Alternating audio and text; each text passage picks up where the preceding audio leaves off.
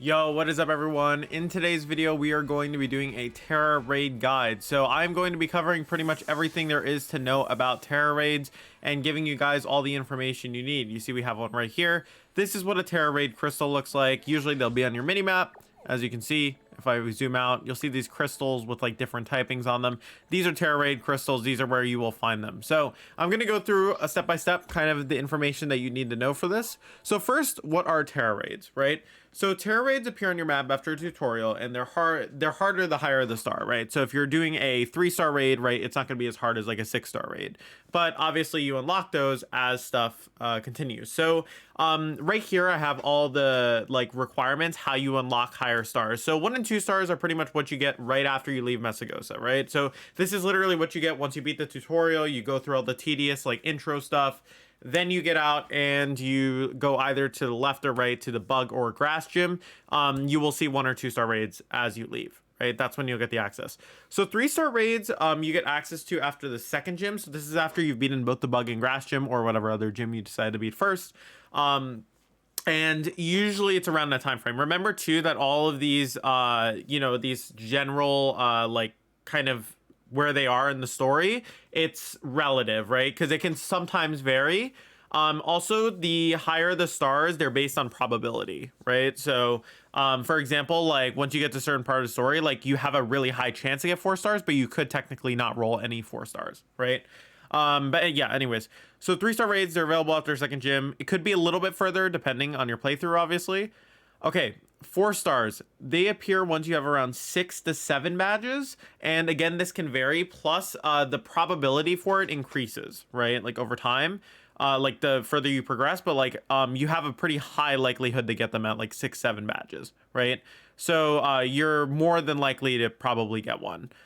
Then 5-star raids appear after you beat the Elite Four and Champion. So for the Elite Four and Champion, basically once you beat them, then you have a decent chance to get 5 stars. Again, it's not guaranteed, but it at least means that they can appear and you can get them, right? And then 6-star raids, I'm actually going to take you through all the steps as well, because that one's actually a little bit more complicated. So when you are doing 6-star raids, basically, you're going to be looking on your map. As I mentioned, you get access to 5-star raids.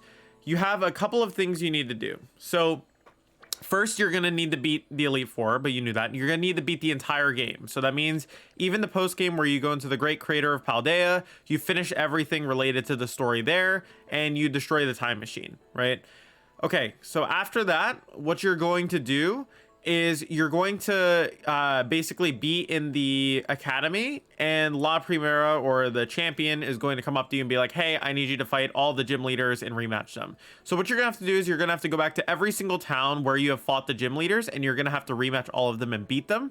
As soon as you do that, you will be able to participate in a Academy Ace tournament, I think it's called, or like as some kind of star tournament basically in the academy. And once you win that tournament, the professor of biology, Professor Jack, will call you and he'll be like, yo, there have been really strong crystals around, blah, blah, blah. We need you to beat them. Can you do that for us? And then you go and you have to beat 5-star crystals, right? So obviously you can't see how they look on the minimap. You check a crystal. Okay, this is a 4-star. This won't give me the one like I need to be able to get access to 6-star. So you have to go around. You'll have to look. Let's check out this one, right? You would go to like your next destination. I would also recommend you having all of the when you're trying to get 6 stars. I would actually recommend you having all of your Koraidon abilities. I think you need to anyways, actually. So you should have all your Koraidon abilities at this point, right? So we're gonna go over, right? We're gonna check our stars, see if we have a 5-star. If this one's not 5-star, I'm not gonna go around the map until I find one. But you guys get the concept, right? You have to go and look for your 5 stars. Okay, so there's another 4-star here. Imagine this was a 5-star. Basically, you take out this 5-star, and then you're able to knock one off the list. You need to beat 5. You need to be 5-star dens. That is your objective. When you do that, you should be receiving a call from the professor saying that, yo, there's been like this crazy like black crystals that have really powerful Pokemon. Don't go in there. Obviously, you're supposed to go in there, even though he says not to. And you go in and you fight those crystals. Now they also have a distinguishable difference on your mini map. I have done mine for the day, so you won't be able to see it, but it'll be like a black crystal with like kind of electricity around it, right? And it'll be on your mini map, and you'll be able to see it on your map. Like you will be able to distinguish it from the other ones. Unfortunately, not you can't see it here, but you will be able to tell the difference. So yeah. Anyways, now to get into the actual difficulty of the Tera raids, right? So when you are approaching a Tera raid, basically, these are like the general levels that you want. So 1 or 2 star raids, since you get access to them at the beginning of the game, they're fairly easy. You can do it with levels 15 to 20 Pokemon. You could do it with or without a group. You could probably play it solo with like a level 20 mon. And again, remember that there are always going to be exceptions because of types Pokemon. Like you could theoretically pull a really weak Pokemon and be able to beat it with like level 10 or like whatever. Same with any of the higher tiers, but it's unlikely, right? Like it's more likely you're going to need higher levels to be able to do this.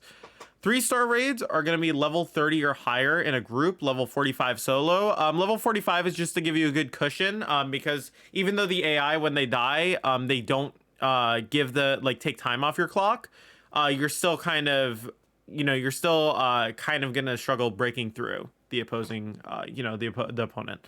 So 3-star raids pretty much are, where you are in like the late part of early game. So like pretty much, you're level 30, you've beaten like 3 gyms. You should be able to do them like fairly simply if you're in a group, right? Without, I would recommend maybe having a higher level. You could maybe get by with like 35 in these 3-star raids, but like I would say 45 is a bit safer. Then with the 4-star raids, level 45 plus is pretty safe for a group. That's the level that the AI or like the opposing Pokemon will be at. And then you have level 60 solo. That's just so you can break through it easily. At this point, the AI starts getting pretty bad. It doesn't really help you too much. So you probably want a group. Like, and again, like there are going to be some exceptions. You'll probably be able to break through a few of them if you try really hard, like at level, at level like 45, even if you were soloing it, it's possible. It's just, this guide is more so to tell you like what would be easiest. So 5-star raids at level 80 plus are usually the easiest. I have seen cases of people beating it solo with level 70, but it's like they've had to try like 5 to 6, 7 times, right? And you don't really want to be wasting time like that. So level 80 plus is usually fine. You want to be in a group if possible, but you can maybe be done doing it solo. You could maybe pull it off at like level 80, but level 90 is safest. And yeah, it should be easy to do with a group, right? As long as you're coordinated, you have to make sure that you have the right Pokemon, and you have to make sure that you're, obviously coordinating your cheers and stuff like that, which I'm actually going to talk about when we go into an actual Tera raid, so I can show you guys all the mechanics. Then 6-star raids. So 6-star raids, I would actually always recommend level 95 plus. This isn't even like you can maybe beat this lower level. Like 6-star is really, really hard, and you will need a group. You absolutely need a group for 6 stars, because 6 stars are so hard that like you actually need to have coordination between your team, right?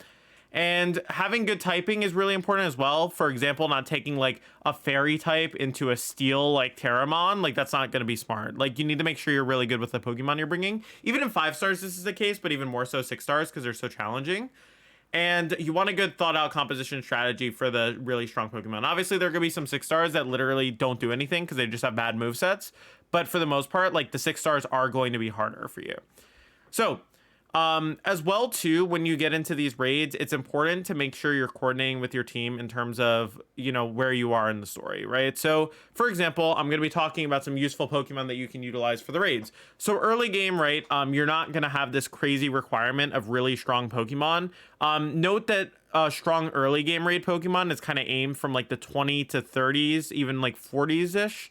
And then once you get to 40s-ish, then it kind of turns into like the second category that I have laid out. But anyways, so Gyarados is a Pokemon that you get at level 20 from Magikarp. Palmot you can get just by walking around and training your Palmo. And you get Palmo at like level 18. Azumarill you can get at level 18. And then an ACL stack, I think it's called.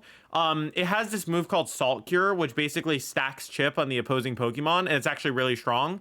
And it chunks away at their health pretty substantially, right? It's also really bulky. It can sit there and you can kind of use it as cheer fodder. So you can literally just lead it. So you just sit there with your Pokemon and you're just clicking like cheers to boost your opponents and heals, right?